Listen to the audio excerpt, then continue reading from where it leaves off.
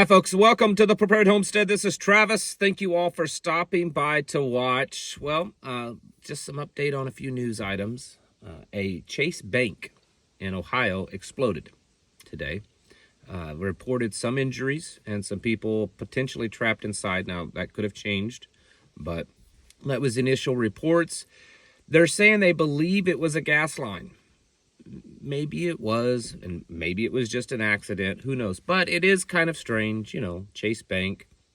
It's not the big one. It's just one of their branches. But still, maybe I'm too much of a pessimist. But my first thought is, I wonder what they were trying to cover up in that bank. But who knows? An F-35 fighter jet crashed again today in New Mexico. It's the second one in about a year. And there's nuclear weapons testing and mobilization by both NATO and Russia. They're over there in Europe, testing out their nuclear capabilities, and they're not detonating any nukes, but their response and their testing. So there's a lot of stuff going on there. Probably one of the bigger things in the news today is that the Secret Service has met with the NYPD, and they are discussing a plan of how to put Trump in jail.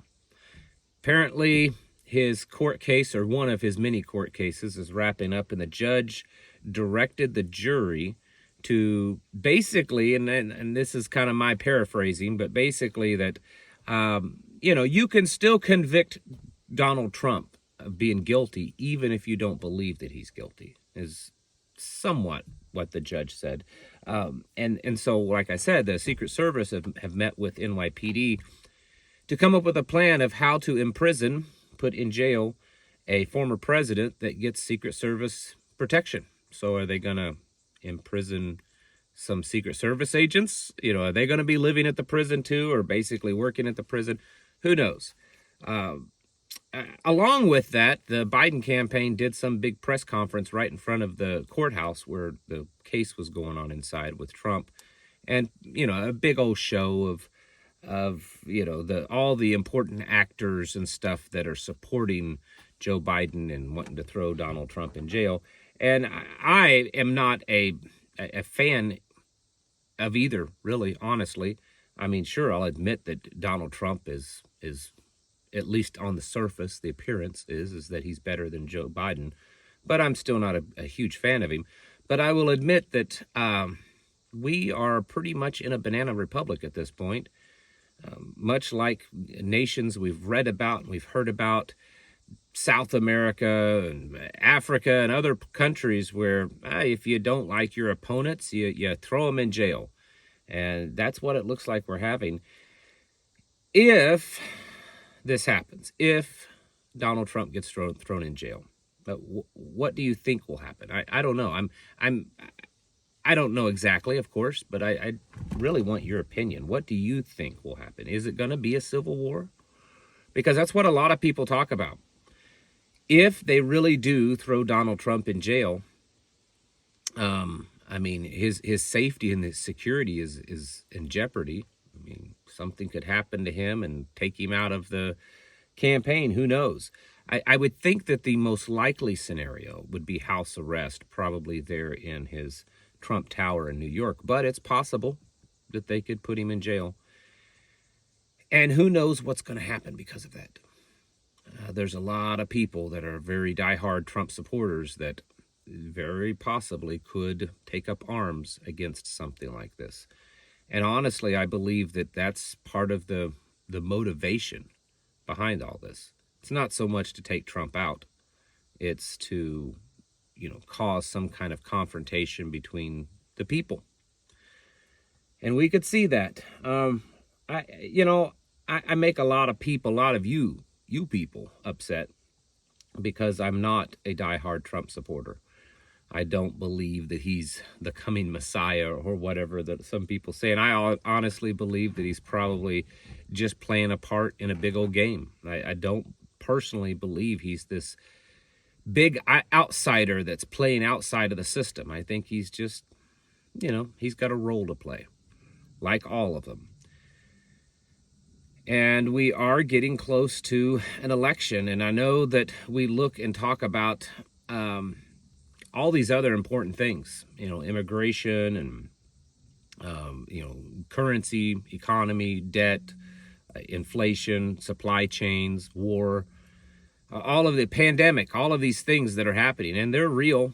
They're very real and they're very destructive. And each one of them has the potential to cause us to fall apart. And maybe the plan is to have several things happening, because that's what it seemed like for the last few years, that there's not just been one singular thing that's been tearing us apart. It's because there's been multiple things tearing us apart. There's been multiple things bringing us down. And maybe that's what's been necessary from their perspective, the people that are doing the tearing down, because America is so big and is so powerful, or has been in the past. I know I know that I put a lot of emphasis on the election, and I'm not. And the crazy thing is I couldn't care less personally. I think the political system is broken. I'm not telling you that you should believe that. If you want to go out and be part of the political system, by all means, go ahead. But I've done the political thing for many, many years, and I'm just one of those, I don't care about it anymore. I'm focused on my homestead, my community, and getting all that ready, because even if a good person got into office, the system is so broken that it would only just slow things down, and that the inevitable is that the system will eventually come apart. And I think that this election is a big one. As much as I couldn't care less about politics, I think this election is a big one, because it's so close to getting into their final stages of planning of their 2030 agenda and all that kind of stuff. You get someone into office here this time, and you can pretty much pave the way for their plans, their evil, diabolical plans. So I do think it's going to be important. And I'm not telling you that it's already set and done and that there's no point in going out and voting, but I do believe that they have a plan. And I believe it's very unlikely that that plan will change. And we have to get ready for that. We don't know what's going to happen between now and then. What's going to happen just if Trump gets convicted and gets thrown in jail. I could see there being some event just before or just after. If that's what happens, if Trump gets convicted and thrown into jail, I could see there being some event just before or just after to take the distraction off of it. Big event. Something in the Middle East, something in Russia, Ukraine, NATO could do something. There's all, China, Taiwan. There's all kinds of possibilities. A grid attack, a cyber attack. Doesn't mean that it's going to happen, but that's what I suspect. And there's so many variables and so many possibilities of things that will happen between now and the election, and then between now and January, 20th, 21st, whenever it is, when the president will take his oath of office,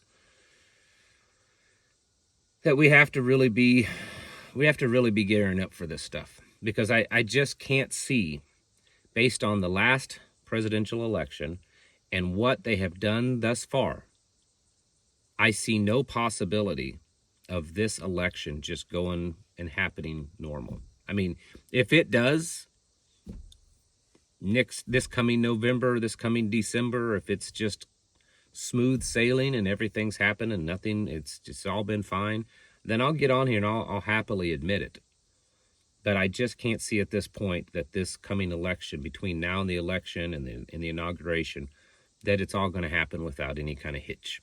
No hiccups whatsoever. It's just going to be a normal, peaceful transition of power or continuation of power. I don't see that. And any way you look at it, it's not a good deal, and we need to be ready for that.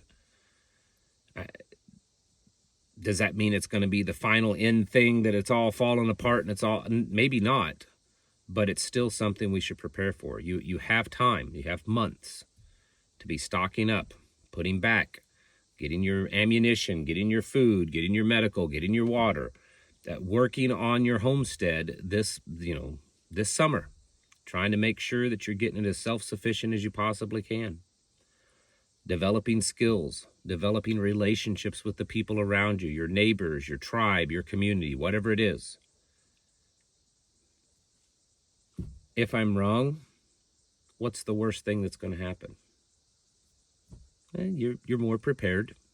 You've built a better relationship with your family and your neighbors. You've learned some new things. I mean, is there really any negative to that? But if I'm right and you haven't done anything, then what's going to happen? Very possibly it could be much worse than the pandemic that we all went through. And it could be long lasting.